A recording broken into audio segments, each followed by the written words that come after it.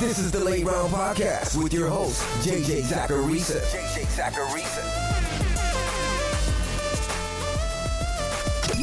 What's up, everyone? It's JJ Zacharisa, and this is episode 612 of the Late Round Fantasy Football Podcast, sponsored by FanDuel. Thanks for tuning in. Not gonna lie, that was a little weird. It was a little weird doing a different intro for today's show. But it's been a really fun week since launching Late Round Fantasy Football. I really appreciate all the love and support from everyone, truly. And if you have no idea what I'm talking about and why today's podcast intro was different, listen to the announcement that I put in the podcast feed last week. I moved on from my job at Numberfire and FanDuel. I'm independent now. You can check out all of the things that I'm offering over on lateround.com. This podcast is largely going to stay the same, though. And on today's show, I'm going to talk through some of my biggest buy candidates in Dynasty this offseason. These are players who I think are undervalued by the market, who have a good chance to pay off if you make the investment right now. And I should add, I didn't force any recommendations on this show. I try to never do that. I actually don't have any quarterbacks or tight ends that I specifically call out because I didn't have any obvious buys at those positions or players that I wanted to talk about in detail. There are guys that I'd be more than willing to trade for who play quarterback and tight end. They're just not obvious enough to call out on today's show. So in total, there are 6 players that I talk about today. If there are other players that you're curious about, feel free to drop a question for this week's mailbag episode. I'll gladly answer it. Now, before digging into those candidates, the big game is finally here. The 2021 NFL season is down to 2 teams, and FanDuel is giving you a chance to get in on the action with a massive daily fantasy contest. There are over $3 million worth of prizes to be had, and all you have to do is head over to FanDuel.com and create your daily fantasy lineups composed of players from the Bengals and the Rams. Then you can sit back, watch your players compete, and win more with FanDuel. Eligibility restrictions apply. Go to FanDuel.com or download the FanDuel app for more details. Okay, I've hinted a ton at this over the last month on this show, but I think that Elijah Moore is a buy in Dynasty right now. It may be crazy to say that because you're going to have to give up a little bit to invest. But I'm very bullish on Moore. I've been very bullish on Moore. My prospect model had him as a 96th percentile wide receiver after the draft. And he pretty much checked every box aside from having alpha size. He was an early declare, he had high marks in each production metric that my model looks at, and his draft capital was good too. The one kind of concern that I had with Moore outside of the model entering last year was that he might just be a slot guy, and that had a chance of limiting his ceiling. Well, that's not really a concern anymore. In 2021, Moore only played 28% of his snaps from the slot according to Pro Football Focus. And he still averaged 12.6 PPR points per game, including 17.7 PPR points per game over his final 7. And then he got hurt. And I mean, he was looking like a true league-winning player before that injury, before he missed the fantasy football playoffs. He was already a really good prospect, but because of his performance in year 1, he's now got a 97th percentile score in my year 2 model. That model predicts how well we expect a player to perform in year 2 and 3. Players with that high of a percentile score end up doing very, very well. Since 2011 and among wide receivers who have played 3 seasons in the league, so through the 2019 class, wideouts ranked in the percentile of 95 to 100, they've absolutely crushed. Of the 17 in that tier, which I understand it's not a massive sample, but of the 17 in that tier, each one gave you at least one season in year 2 or 3 with 12 or more PPR points per game. Almost 60% of them gave you a season with 18 or more PPR points per game.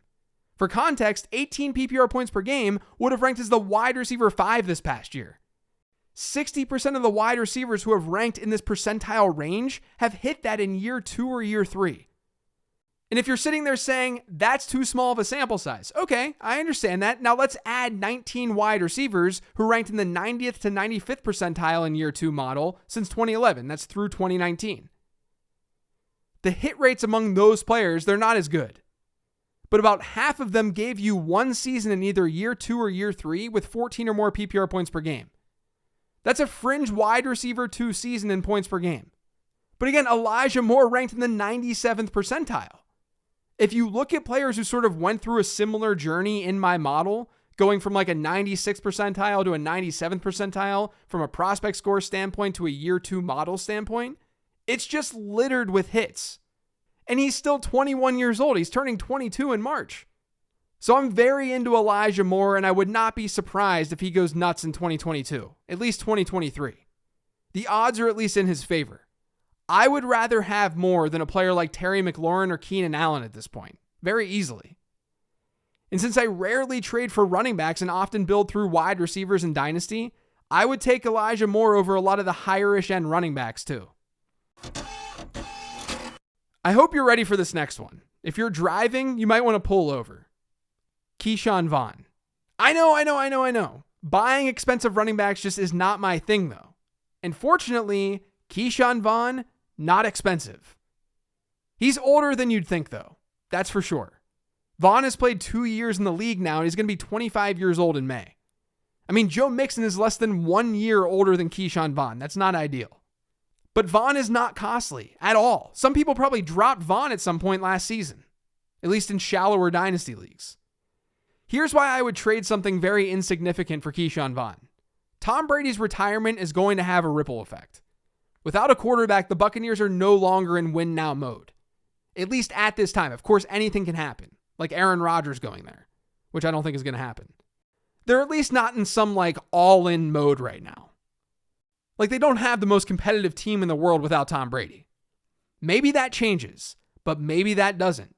If it doesn't, I have a hard time believing that they're going to re-sign Leonard Fournette or Ronald Jones. And if the two of them are out, that means that all of a sudden Keyshawn Vaughn is the Buccaneers starter. And while Vaughn ended up being a bust, relatively speaking, I didn't think he was that bad of a prospect. He ranked in the 86th percentile in my model coming out. Which, yes, I'm openly telling you guys that my model was wrong about Keyshawn Vaughn. It doesn't get everything right. But he had a lot of the right attributes, including an underrated receiving profile. And I didn't think that he looked all that bad down the stretch when he got more opportunity in 2021. And even though his year 2 score was not good given his rookie season sucked, again, that's just part of the equation. We've got to look at cost too. And depending on your source, he's being ranked below someone like Jeff Wilson right now, who's not only older, but he's a free agent who's unlikely going to get a starting gig somewhere. Vaughn at least has a shot to be the starter in Tampa Bay. He has some shot. It may not come to fruition, but it's the type of microtransaction that you can make in order to add value to your roster. Players ranked in Vaughn's range have minuscule hit rates. At least Vaughn is someone with an interesting profile who has a better shot to be his team's lead back than other players listed around him. If I can send a bench player that's there strictly for depth for Keyshawn Vaughn, I'm doing it. I'd rather not send any picks though. There have been 9 wide receivers since the merger to hit 95 receptions in more than one season before turning 26. Clearly, given the NFL's direction over the last decade and a half, these players are all pretty recent because it's a more pass-heavy league. Here's the list, though. Larry Fitzgerald, Brandon Marshall, Odell Beckham, Anquan Bolden, AJ Green, DeAndre Hopkins, Jarvis Landry, Michael Thomas, Juju Smith-Schuster. You could argue that Juju Smith-Schuster is the single most undervalued player in Dynasty right now. You can get him as a mid-range wide receiver 4. That seems crazy to me. And it's definitely based on recency bias. Look at what Juju's done the last 2 seasons. 2 seasons ago, he catches 97 passes, but he finishes with just 831 yards. Now, he did score 9 times, but the narrative around Juju is that he was some low A-dot, can't do anything down the field type of wide receiver. But I don't know how true that is. Is Juju a number 1 guy? No, not in the traditional sense. And we have some evidence that when you look at what happened when Antonio Brown left Pittsburgh, Juju didn't produce. We have evidence that he's not a number 1 or typical number 1 wide receiver. And I think that's why his free agent market looked the way that it looked last season. So let's just call it what it is. He's most comfortable in the slot. He's best there. And we've seen the Steelers utilize him there more and more through the years. Year 1, Juju's slot rate was 59% according to PFF. Year 2, that rose to 61% when he played alongside Antonio Brown. Year 3, 67%. But over the last 2 years, it's been 85% and 80%. It's not shocking that he's seen lower average depth of target looks in the Steelers' offense in recent seasons. Over the last 2 years, Juju's rate of seeing a 15-plus air yard target has been 10.7% and 9.4%. In years 1 through 3, so before the last 2 seasons, Those numbers were 21.5%, 19.3%, and 19.4%. He was seeing deep balls at twice the frequency before the Steelers went into this mode of getting the ball out quick to protect their offensive line and Ben Roethlisberger. There's not really evidence pointing to the fact that Juju got worse at catching deeper passes. They just didn't happen as frequently because of the offense that he was playing in and the slot role that he was pushed to. So let's put this together. Smith-Schuster has done things on the volume front, on the reception front, that only studs have done. He's still just 25 years old, and he doesn't turn 26 until November. And while he's played more of a slot role in recent history, we shouldn't let that overshadow his actual skill set. He's a bruising wide receiver who can generate a ton of yards after the catch, and just because he wasn't seeing down the field targets at the same rate over the last 2 years doesn't mean that he's incapable of catching down the field targets. I think the Jarvis Landry comp on that list is actually a pretty good one. We all may think of Jarvis Landry right now, today. But Landry is also not in the greatest situation. He's also 29 years old, so things are a lot different. At 25, Landry hit 112 receptions. Then over the 3 years after that, his reception totals were 81, 83, and 72. Let's not bury Juju Smith-Schuster just yet. He's a free agent, and he could easily find himself in a more desirable situation than the one that he had in Pittsburgh. At least in Pittsburgh over the last 2 seasons. He's a really good wide receiver, so you should be buying him right now. If you want sort of an edgier buy candidate, how about Curtis Samuel? Now, I thought De'Ami Brown was a decent prospect coming out last year, but his odds of hitting took a big hit after his rookie season. He's got a year 2 model score that ranks in the 72nd percentile. Historically, players in that tier have failed to hit 10 or more PPR points per game in either year 2 or year 3, 90% of the time. I don't think it means Brown is doomed as a piece of this Washington offense. It just means I doubt that he sees the volume to be a high volume contributor at the position and a fantasy contributor. So enter Curtis Samuel. We know Terry McLaurin is that team's number 1 wideout, but Samuel's intriguing given that he's still only 25 years old.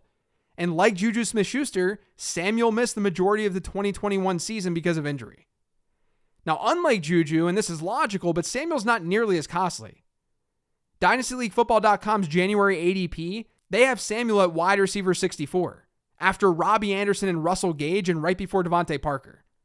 The question I have for you guys is, why not? Samuel has not gone down the traditional path for a wide receiver.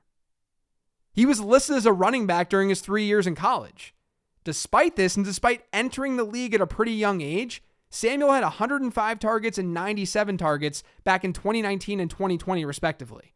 He had 18% target shares in both seasons, with one of those seasons prorating to almost a 20% share. That season, he averaged over 14 PPR points per game. He just was injured in 2021. The lack of playing time really dropped his dynasty stock. But again, he's still just 25. And it's a 25-year-old wideout who didn't have the same experience as 99% of wide receivers who entered the league. We don't know what the quarterback situation looks like in Washington, or is going to look like. We don't know exactly what the pass catching situation is going to look like. And yeah, chances are Samuel doesn't amount to anything. We have to keep that in mind. You might be sitting there right now saying to yourself, Curtis Samuel, are you serious? There's no way he gives you a difference-making season. And I wouldn't even disagree with you. It's highly unlikely that Samuel gives you some studly wide receiver 1 season. Maybe that means that you don't want to go after him. That's totally fine. That's reasonable. But there are plenty of dynasty leagues with deep starting rosters. He's intriguing in those. And above all else, this is a cost play. All of these are cost plays. We have evidence of Samuel being productive. We know he's still young and that he was a raw prospect coming out. That ambiguity seems like the right type of bet in that range. So no, I'm not some like Curtis Samuel stan. This is merely a cost play. I'm actually a little bit surprised that Khalil Herbert is as cheap as he is. Again, this isn't me saying that Herbert is going to be some stud. Our expectations should not be high. But our expectations collectively clearly aren't high. He's being ranked as a low-end RB4, high-end RB5 in Dynasty when there's a lot more going for him than I think people realize. Number 1, David Montgomery is a free agent in 2023. His rookie deal is going to be up then. So that's a plus for Herbert, the Bears' backup. Number 2, we've got a new coaching staff in Chicago. We can project Montgomery to be a bell cow in that offense next year, but we can't just lock it in. New coaching staffs naturally bring a little bit more variance. Number 3, and probably the most important, Herbert was good this year when he got his shot. We can look at yards per carry where Herbert beats Montgomery, but yards per carry is not that good of a statistic, so I won't even get into that. But Herbert looks better, or is at least on par analytically versus Montgomery across the board. Herbert had 103 carries this past year, Montgomery had 225. And Herbert was better at gaining positive yards. He was better at gaining 2 or more yards. He was far better at gaining 20 or more yards. And according to Number Fire's expected points model, Herbert had a 41% success rate. Montgomery was at 39%. Now, they're not massive differences, but I think it's important that we recognize that Herbert was pretty good as a rookie. At the very least, in the short term, and this assumes the coaching staff wants to utilize Montgomery the same way they did last year, you're looking at a strong handcuff. But then in a best case scenario, this backfield is split for a little while. Montgomery leaves next year, and this becomes Herbert's backfield. I don't think it's that crazy to think that's possible given how well Herbert played in year 1. So to me, given his cost, he's a clear buy. Now, the last player I want to talk about today is more high profile, and it's DK Metcalf. I'm seeing some ADP data from January that has DK Metcalf ranked below Davante Adams, and I cannot comprehend it. Metcalf is 24 years old and won't be 25 until December. Davante Adams, while a brilliant wide receiver, is almost exactly 5 years older. If the fear with Metcalf is that he's going to lose Russell Wilson, do we not have the exact same fear with Davante Adams and Aaron Rodgers? I also think that's a little bit overblown because DK Metcalf is a good wide receiver. Did he have a down year? I mean, kind of, I guess. Metcalf finished with a 27% target share. That was highest on Seattle. Tyler Lockett's prorated share was 4 percentage points lower. Metcalf has now done through his 3 years, he's now done exactly what you want to see from a target share standpoint. Year 1, he had a 20% share. Year 2, 24%. Year 3, 27%. Targets are a talent statistic. He's being targeted because he's good. And he's been targeted at a higher rate year over year over year. Now, he saw his points per game drop from 2020 to 2021 from almost 17 to 14.4. And he didn't have the most consistent season in the world, especially when you look at how he finished things. Well, that drop in points per game production is going to happen when you go from converting almost 44% of your 15-plus air yard targets to 32%. On those types of targets, Metcalf lost 221 yards year over year. Metcalf's catch rate on 15-plus air yard throws during his rookie year was 43%. In 2020, it was 44%. This past year, 32%. Those numbers tend to regress. Now, the touchdowns were still there in 2021 thanks to his strong red zone presence. And I think we can feel confident that that's not going to go away. He's now seen 18, 16, and 20 red zone targets over his first 3 years in the league. He's just a massive red zone threat. He gets utilized there. What made him appear worse this year, and he was worse this year production-wise, but it was a lot of his catch rate related statistics. They were just down. So his yardage number was down pretty dramatically, and obviously his yards per target rate as well. But given what we saw in year 1 and year 2, it seems unlikely that this is the new norm. And I just disagree with where people are ranking him. I have him at wide receiver 4, and I have him as the 5th best player overall in dynasty and single quarterback leagues. ADP has him closer to wide receiver 7 and a fringe first rounder in single quarterback formats. It may seem like a small difference, but that early in the draft, it's actually pretty significant. I'm way more on the buy side than the sell side with DK Metcalf, even if the quarterback situation is a little bit up in the air.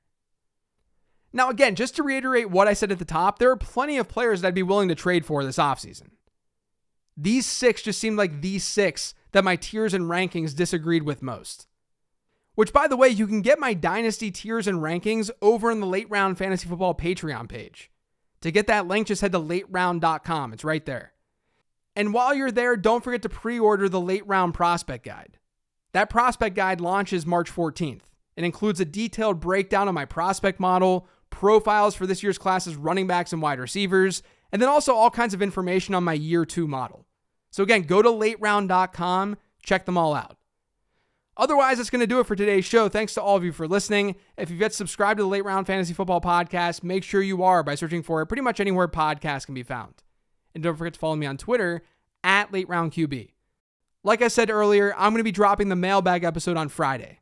You can hit me up on Twitter for those mailbag questions like you do each week. But you can also ask them on Patreon. I'll have a thread for patrons where you get priority access. Or you can also ask that question via a new email address, which is podcast@lateround.com. Thanks, everyone. I'll talk to you then.